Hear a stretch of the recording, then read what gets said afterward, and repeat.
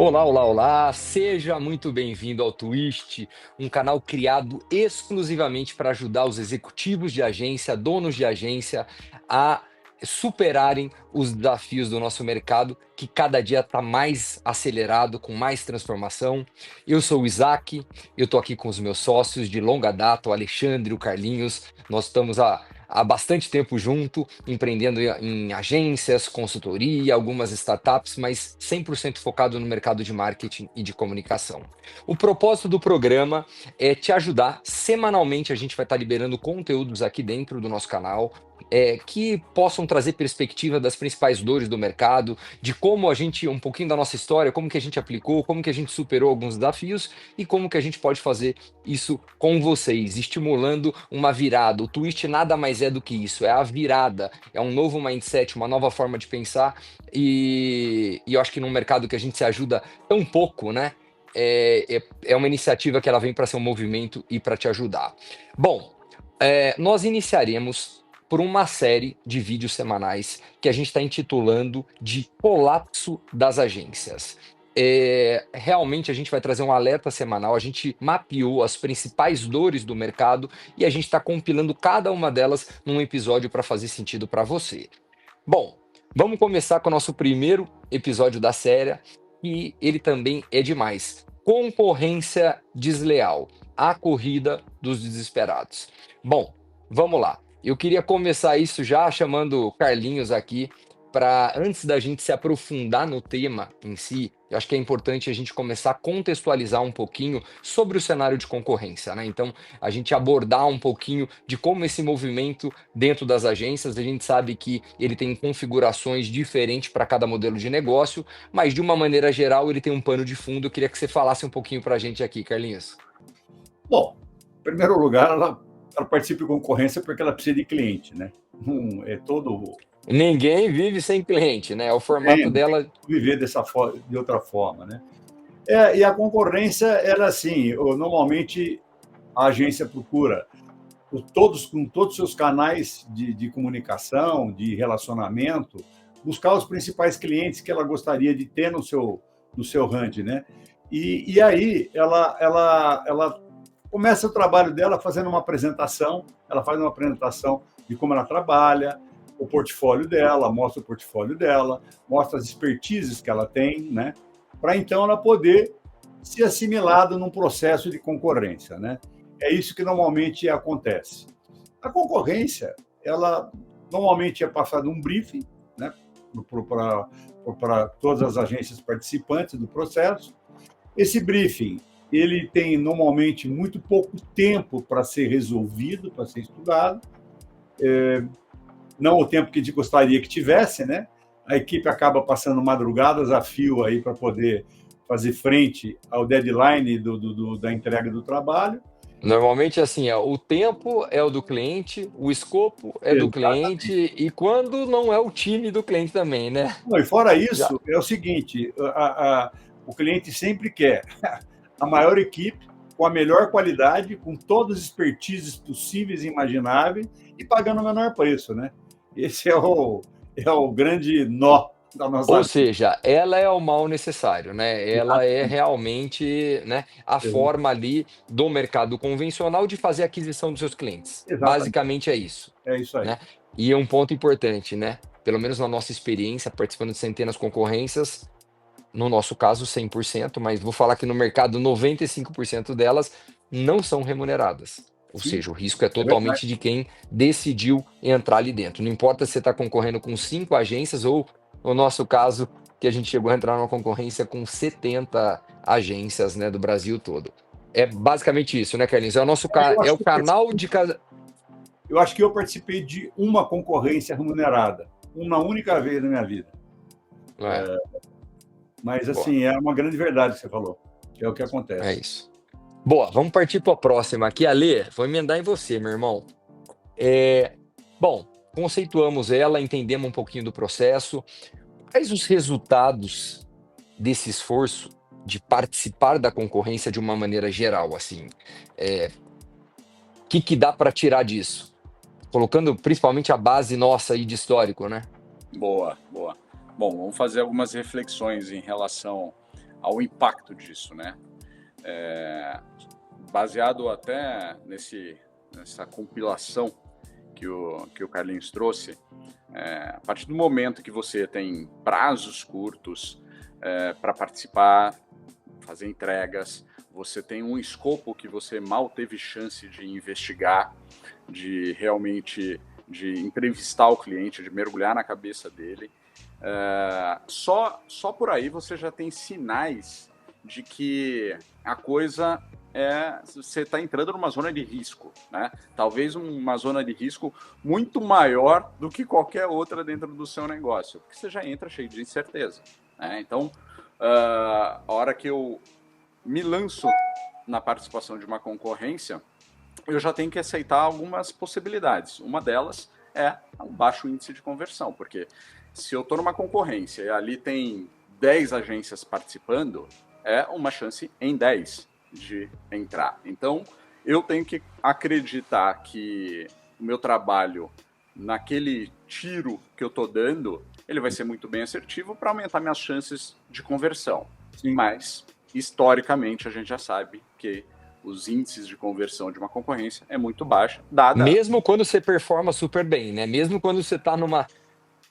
E você nem sabe, né? A verdade é que você performa muito bem, o cliente pode ter elogiado, mas aqui tem outras questões, né, que a gente ainda vai falar, mas as regras não são 100% claras. É raríssimos casos onde você recebe a clareza dos critérios em que você vai ser avaliado. Então, cara... Não, mas eu me referi, ali, só fazendo um ponto, que eu acho que esse ponto que você falou, ele realmente, a baixa conversão, é muito importante, né? Eu falo assim, pelo nosso histórico, até se a gente pegar, sei lá, 15, 20 anos de histórico ali com a agência, se a gente pegar o melhor ano de conversão nosso em processo de concorrência num formato convencional, ele ainda era baixo. Não, né? Super baixo. É muito baixo. Muito baixo, independente da qualidade da entrega, né? Do esforço que você fez, da pesquisa. Poxa, quantas concorrências nós não participamos que a gente fez investimentos mirabolantes, né, para levar essa concorrência, e ainda assim, conversão. Bom, beleza. No pior dos cenários, não tem conversão. E no melhor dos cenários, quando você converte, né, você tem agora que administrar uma pipa. Por quê? Porque você já entrou numa concorrência sabendo que em cima desses critérios, o que importa para o cliente é preço. Ele vai te comparar por preço. E quando ele começa a te comparar por preço, a primeira ação que as agências fazem é o quê? Cortar margem. E aí, se converte, que aí fica todo mundo na expectativa de converter, mas quando converte, eu tenho o segundo pepino, né? O segundo, vamos dizer, o segundo risco a ser administrado, que é fazer parar de pé esse cliente dentro de casa com as margens sacrificadas. Então, cara, vai empilhando o risco, né? Nem o mercado financeiro te dá esse nível. Não, é loucura. E assim, o que você está falando, eu lembro que quantas concorrências nós ganhamos, tivemos a felicidade, só que aquela felicidade que ela dura meia hora. Porque depois o cara começa a dar, eu não sei se é um vazio, é um peso, mas que você começa a olhar e você fala assim, cara, eu vou conseguir mesmo entregar o que eu me coloquei, porque eu sei que eu tive que sangrar na minha margem, ele não deixou diminuir o escopo nem o time, todos os gatilhos que eu tive ali, ou o pessoal de compras, ou o pessoal de comunicação e marketing cortaram. Então, assim, é um desafio colocar de pé, fazer parar de pé, né? Sem contar com os prazos de pagamento hoje, né, que normalmente... Nossa, bem... 60 dias para pagar, 90 Não, para cara, pagar. 90, 100, já chegou aqui 120 dias para pagar, né, cara? Como que você tem fluxo para isso? Isso não é banco, né? Tira uma foto desse papo agora.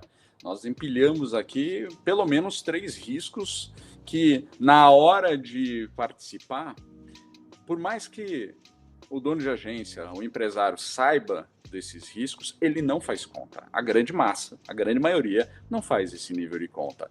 Ele entra na empolgação de trazer o cliente, mas não faz todas essas contas. Poxa, é o tempo que eu investi para participar e não converter. Se converter, não tenho margem. E se eu tiver uma mínima margem, muito provavelmente eu vou financiar o cliente em 60, 90 dias no fluxo de caixa. É uma loucura, né?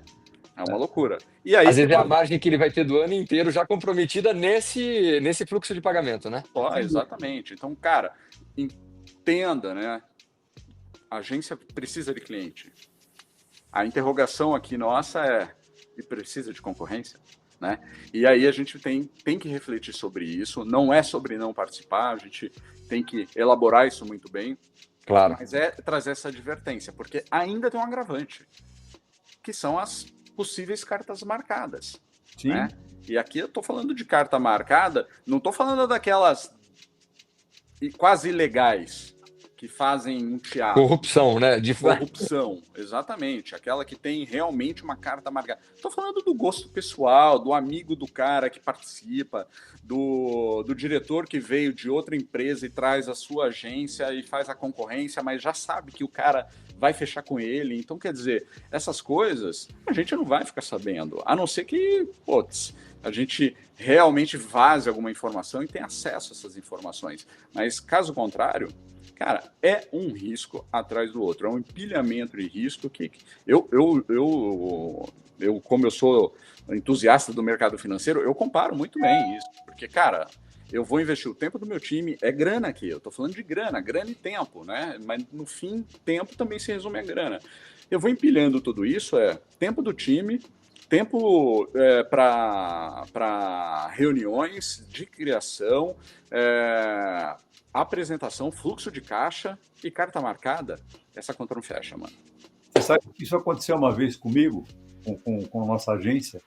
A gente participou de uma concorrência de uma conta pública grande. Puta, eu lembro disso. A gente participou de todos os processos, aí foi toda a finalização, nós ficaram 2 agências no processo final, a gente ganhou. Por pontuação? O que a gente entendeu, pelo que eu entendi, as pessoas que julgaram não estavam totalmente alinhadas com a cúpula. E o que aconteceu? A concorrência foi anulada.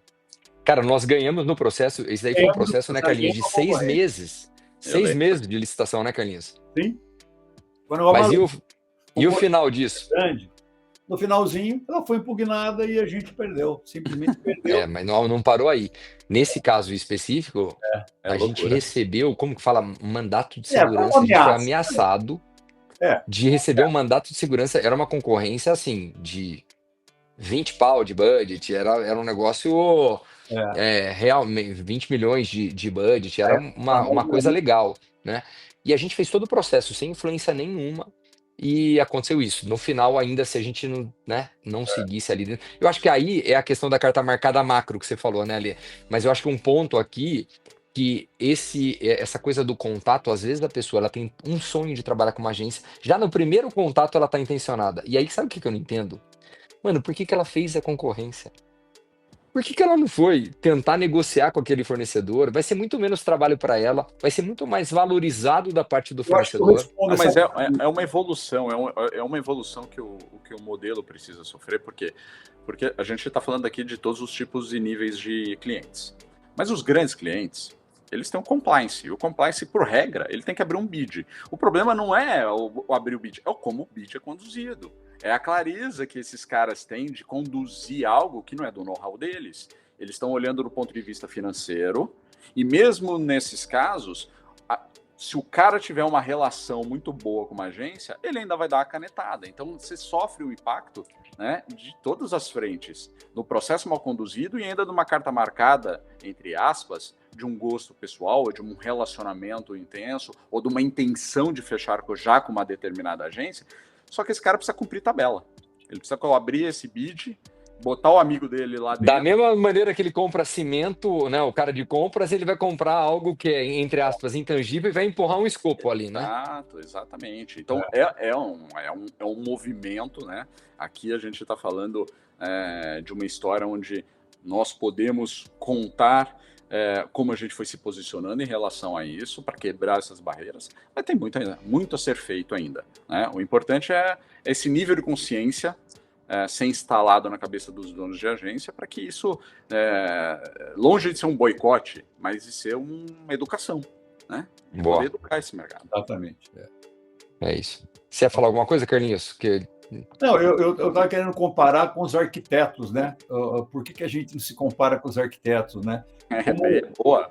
Como nossas agências, eles também são criativos, têm que trazer soluções para ambientes, nem sempre essas soluções são fáceis, eles se apresentam de uma forma profissional, não é o preço que ganha, né?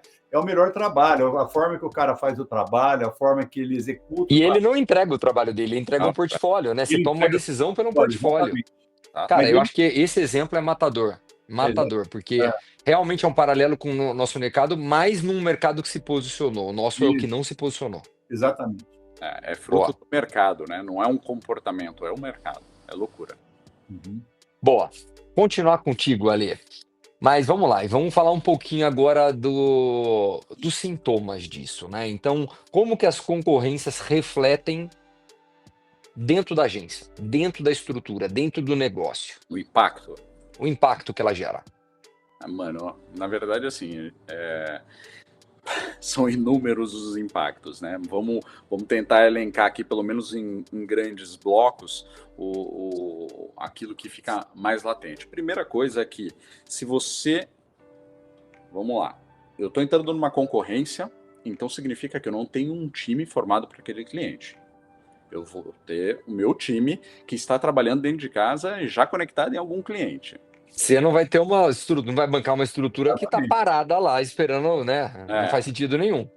Ainda não podemos nos dar ao luxo de ter um squad ali pronto para pegar concorrências. Mas o grande ponto é, tá aí a concorrência e eu tenho um time, vou precisar de dedicar tempo desse time que poderia estar sendo investido nos clientes que nós já temos dentro de casa. Isso automaticamente manda um sinal, manda um recado, tanto para o time, quanto para toda a estrutura da agência. Quando não, isso também impacta o cliente, que é uma desvalorização do cliente. Sem dúvida. Eu estou literalmente tirando o time que pode dar o seu melhor, continuar dando o seu melhor para aquele cliente, tirando o tempo dele, e a gente não está falando de pouco tempo, né? Fora o nível de estafa mental, a qualidade e produtividade do time cai para o cliente. Isso reflete automaticamente numa mensagem de que esse cliente não importa tanto. Eu estou desvalorizando o cliente dentro de casa. Esse é um ponto. Segundo, é a perda de foco estratégico. Cara, já sabemos que o meu índice de conversão em concorrências é super baixo, né? Eu não começo com a certeza de que vou trazer o cliente para dentro. E esse tempo, obviamente, poderia estar sendo focado em criar uma concorrência para o meu próprio cliente, gerar oportunidades lá dentro, identificar, dar um mergulho no meu cliente e ver onde eu posso melhorar, porque, por histórico, e a gente já sabe disso, os grandes saltos nós tivemos nos próprios clientes, né? Crescimento dentro de próprios clientes. E como? Eu só consigo se eu estou focado. Então, eu não posso perder esse foco estratégico. É estratégico eu manter meus esforços focados no meu cliente. Ou seja, eu acabo mirando na incerteza em vez de focar numa certeza, né? Exatamente. Já está dentro de casa, né? Já está dentro de casa. E aqui a gente pode conectar vários indicadores que mostram como a perda de foco, ou a distração, ou a perda de energia num cliente gera rupturas de contrato. Então, cara, não faz sentido nenhum. Eu tenho que investir naquilo que já está dentro de casa. Terceiro ponto é o reflexo no próprio time. Frustração. Cara, participo, não converto. Energia lá em cima, energia lá embaixo. Energia lá em cima, energia lá embaixo. Vai estafando os clientes. Vai estafando a equipe. Isso acaba refletindo em turnover. Porque, cara, o cara não se vê realizado, ele perde identidade, ele já não se vê num processo de começo, meio e fim, e tá aí os índices que não deixam a gente mentir. 2024 até 50%. Basicamente, se a gente tirar uma foto das agências hoje no Brasil, 50% das agências já trocaram de time e esses times já estão em outro lugar, ou seja, elas já não são mais as mesmas. Né? E o GPTW também confirma esse dado, quase 42% de turnover dentro das agências, exatamente por frustrações. Óbvio, não estou aqui falando que a concorrência é 100% responsável por isso, mas, cara, é o grande problema que precisa ser administrado. Né? E último bloco, direto no bolso, falta de margem. Todo aquele risco que a gente já calculou, né? Margem, porque eu tive que negociar, porque no final das contas a concorrência se ganha por preço, então eu já tenho margem reduzida. Cai para dentro, fluxo de caixa elástico, porque eu só recebo com 60, 90 dias. Cara, presta atenção, eu já não tenho mais um negócio. Você virou banco, né? Não, eu já não tenho mais um negócio. Banco, se eu tivesse virado banco, pelo menos eu cobraria juros. Né? Eu cobraria uns juros desse período financiado. Quem é que faz isso hoje? Né? Então, cara, imagina a loucura que não é realmente viver esse ciclo. Basicamente é isso. Eu quis aqui trazer esses 4 blocos principais, porque a gente está falando de cliente, perda de foco, equipe e grana. Basicamente é isso. E na realidade, assim, eles veem a saída financeira deles é ter uma gama imensa de clientes, que daí vai sair a solução financeira, né? Quando, na realidade, a grande solução financeira vai sair de clientes que valorizem o trabalho dele, e aí ele possa crescer cada vez mais dentro do cliente. Né? Perfeito. E eu acho que isso, né, essa questão da qualidade, não do volume, né, Carlinhos? Eu acho que traz o poder tão grande de indicação.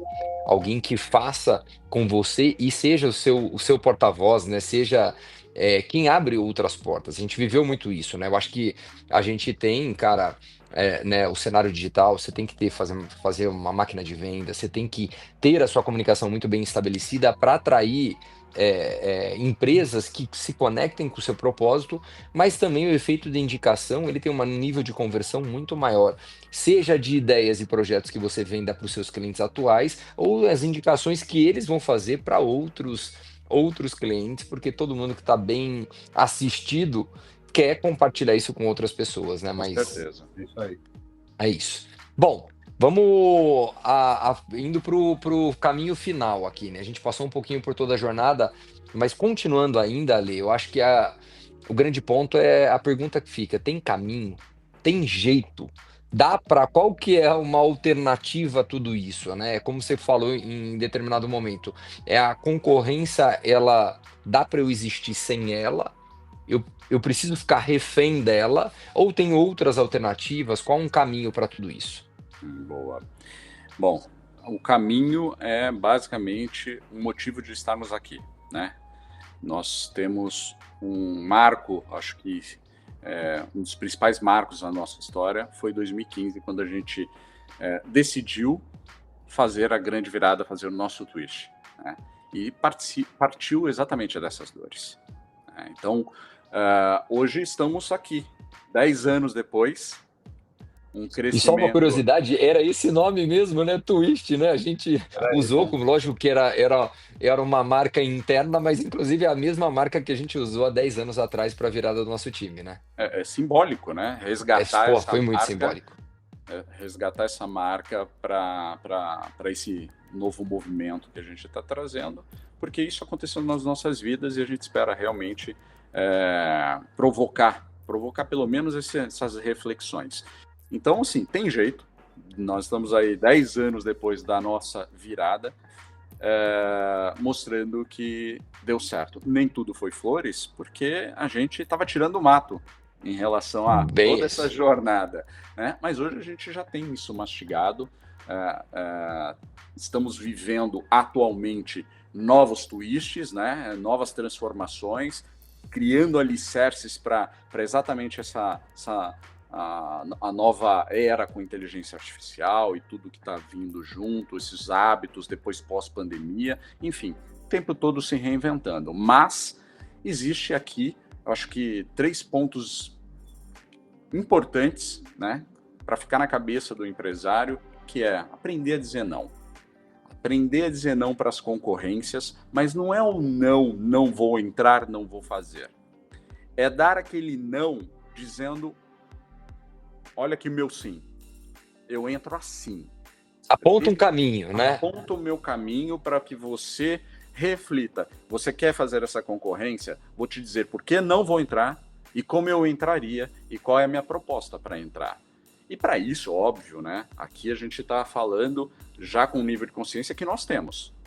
Do que nós fizemos. Nós Nós entendemos naquele momento que não queríamos mais sofrer e passar por isso e criamos o nosso formato, né? E aqui cada um tem que entender como quer realmente dizer esse Mas não é risco. fácil, né? Vem com medo, mas tem que ir com medo mesmo, né? Mas vamos lá, a gente estava falando até agora de risco. Esse é o menor dos riscos. Aliás, esse é o risco inteligente. Por quê? Porque esse está no seu controle, cara. Esse você sabe exatamente o que você quer fazer. O outro você é levado.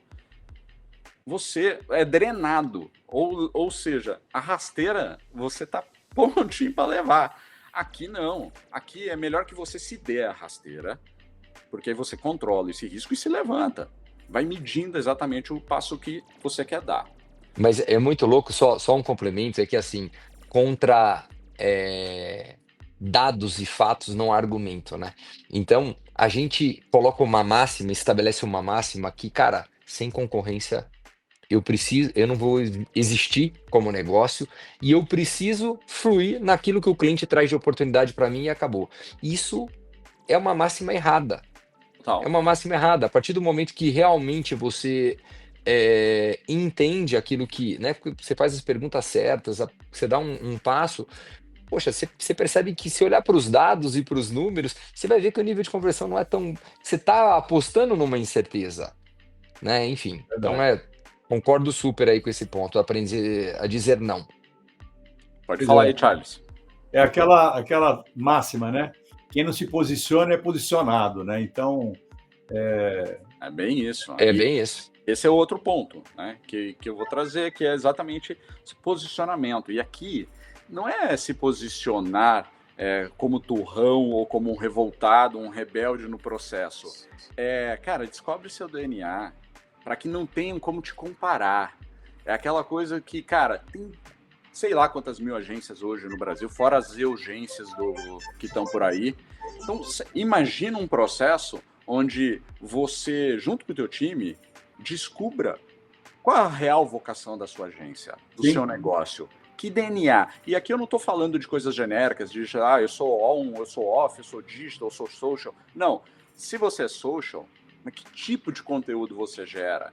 Aonde você quer levar? Que tipo de transformação através do seu conteúdo? Se você é off... Saiba o seu quadrado, né? Isso não é um problema. Sim, estabeleça a bandeira ali, né? Exato, cara. Porque isso pode ser contraintuitivo dizer que você vai nichar e você vai reduzir as oportunidades. Ao contrário, você vai ter realmente uma identidade para que as escolhas a seu respeito não tenham comparação, né? Então, cara, você não vai conseguir entrar numa concorrência e o cliente olhar para você e falar assim, pô, esse cara tem um DNA muito mais de performance e esse tem um DNA muito mais criativo. O que eu quero agora? Isso vai forçar o cliente, inclusive, a remodelar os bids.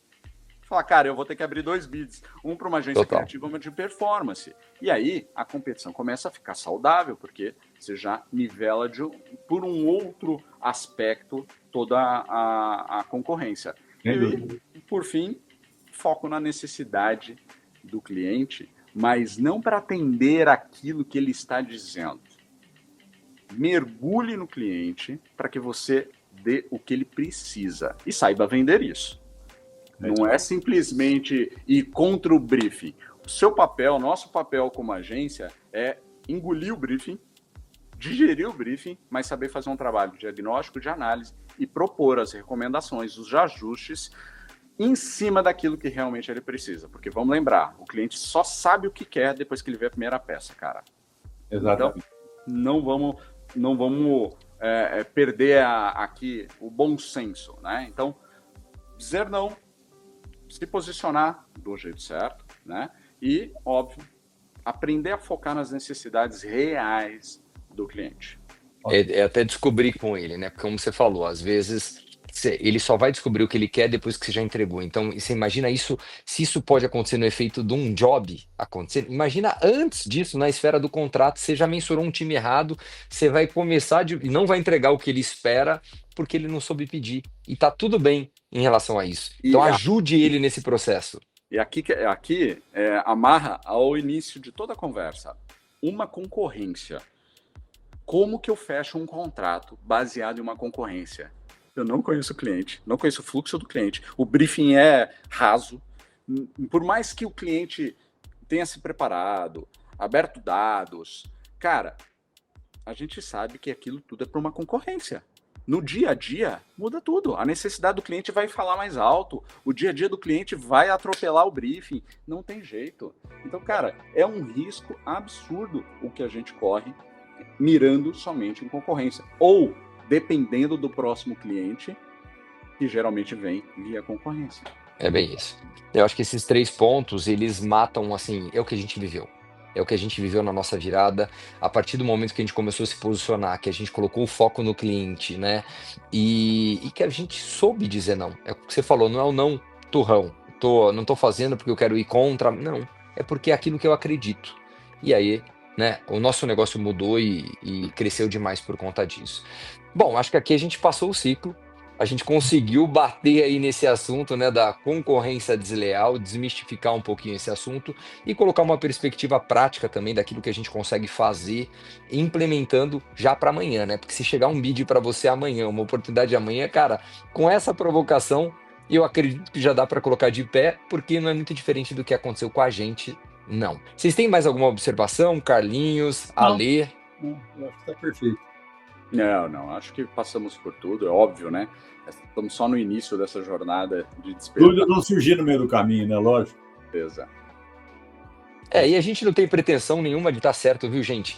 Aqui é o histórico da nossa jornada, nós estamos aqui para compartilhar. Se você de alguma maneira não concorda com algum ponto, escreve para a gente, coloca um pouquinho da sua ótica, mas é o que nos trouxe até aqui. Isso tem feito a diferença para a gente e a gente espera que também vocês possam fazer o twist, que nada mais é essa virada de mindset, essa atitude corajosa de pensar de uma maneira diferente num mercado que realmente a gente sabe que está derretendo nos moldes convencionais. Exatamente. Esse é o episódio de hoje. Na próxima semana a gente tem novidade, ainda seguindo essa série do colapso das agências, então temos mais dores. Acompanha com a gente. Se você tem, e provavelmente você tem um outro dono de agência que você conhece ou algum executivo, compartilha com eles também, segue a gente aqui no canal e a gente estará junto aí na próxima semana, tá bom? Super obrigado, gente. Obrigado, valeu. Valeu. Valeu.